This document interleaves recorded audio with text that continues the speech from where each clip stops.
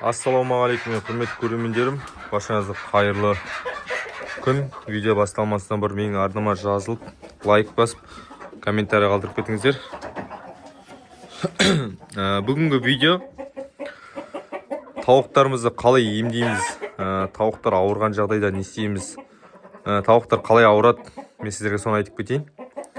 Ең біріншіден тауықтар қора салқын болған кезде және де тұратын жерлері, тұрғылықты жерлері дұрыс болмауынан, дұрыс тамақтанбауынан, сондай нәрселерде мұнаға жабайы құстар, торғай, көгершін, жабайы, солардан ауру келеді құстарға. Грипповать етеді. Сосын тұрған жері шылқып тұрса, астары шылқып тұрса, сондай кезде тауықтар аурушаң болады мұнағыдай. Деген сияқты ғой. Енді қалай ауырғанды көрсетіп кетейін. Міне мынау тауық тұр ғой, мына жерде қара тауық тұр ғой. Сүмірейіп тұр да, мысалы ол енді тоңып тұрма, үстін қарадым, бейт, кене, сірке ештеңе жоқ оның үстінде да. Ол енді ауырып тұр. Сосын анандай болады. Так, менде тіпті ондай жоқ пока. Тамағын аузына ашып тұрады. Атеш болсын, тауық болсын, тамағын ашып тұрады. Тамағын ашып тұрғаннан кейін демала алмайды ол. Анандай қалай?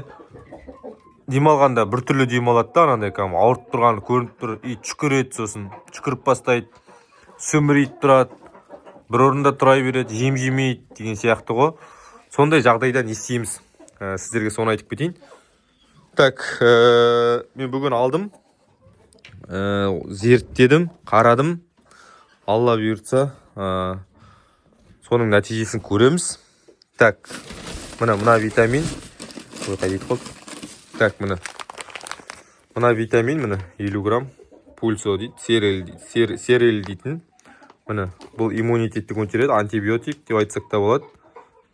Бұл енді мұнда артында барлығы жазылған.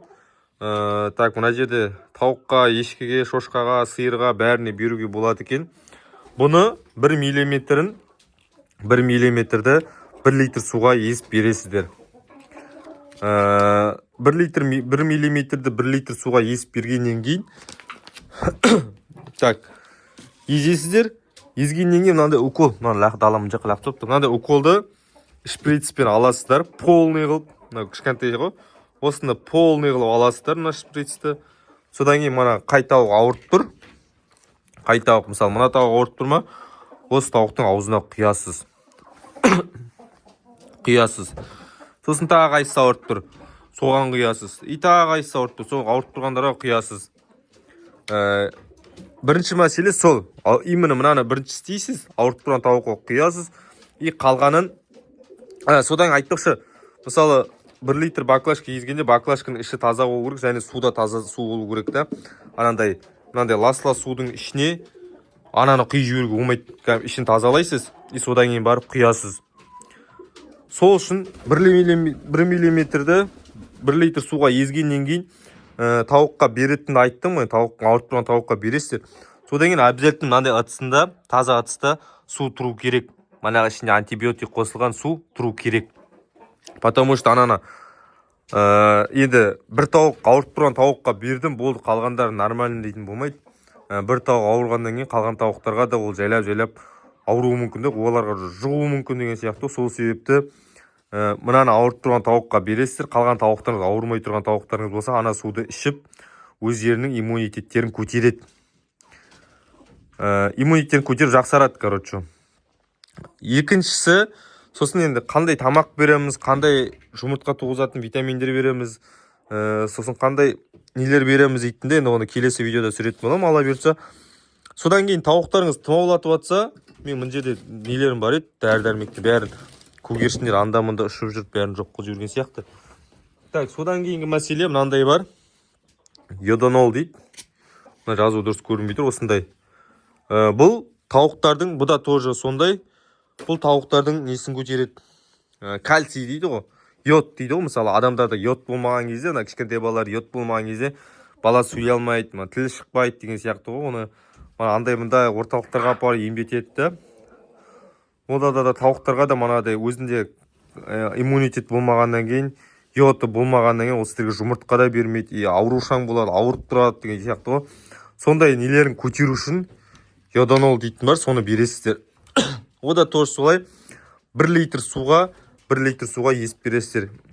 Манағы терел дейтін сіздерде болмай жатса, енді манағы тауықтарыңыз шүкірт тұрған жағдайда, ондай кезде сіздер не бересіздер? Тектоник дейтін бар. Тектоник дейтін манағы тауықтардың шүкірт тұрғандарына өте пайдалы нәрселердің бірі. Соны берсеңіздер болады. Жалпы негізінде мына терел деп тұрмын ғой, сол 2400 теңге тұрады. Соны алып беріңіздер. Ол енді сіздерге жақсы нәтиже береді. Жақсы нәтижесін бергеннен кейін енді комментарий жазып кетің, нәтиже берді, берген жоқ деген сияқты ғой. Міне уже менде мынау мысалы сүмірейіп бастап отыр, білмеймін, бірақ енді шустрить етіп жүр, жем-жегенде не істегенде. Бірақ сүмірейіп бір осылардың алдын алу мақсатында мен қазір бұлардың барлығына берем. Мана бүрісіп тұрғандардың ауыздарынан тамызам, қалғандарын осындай таза суға, мынаны ішінкі тазалап, жуып, таза суға беретін боламыз. Сосын көп сұрау мүмкін, енді австралиялықтар алдыңдағы видеода анда жүрді, бүгін мұнда не қостыңдар деп. Мына австралиялықтың атешін мына тауықтардың қасына қосып атын. Мына австралиялық бар, домашний тауықтар бар. Потому что австралиялықтың тұқымын алу үшін де домашниймен араласса, тауықта ірі болады. Бір жағынан жақсы күрікке жатады, жақсы жұмыртқа береді деген мақсатта мына атешті тауықтармен бірге осы домашний тауықтардың арасында қостым. Бірақ ана аржандағы бір атеште 2 тауық жүр, ол қалай қосылып кеткен білмей қалдым. Көреміз енді алла бұйыртса. Алла қосса, осы видео ұнаса лайк басыңыздар, тағы да каналға тіркеліңіздер. Енді келесі видео тауықтарымызды қалай жұмыртқа туғызамыз, қалай жақсы жұмыртқа туғызу керек, сол мақсатында видео сүретін болам. Келесі видеода көріскенше сау саламат болыңыздар.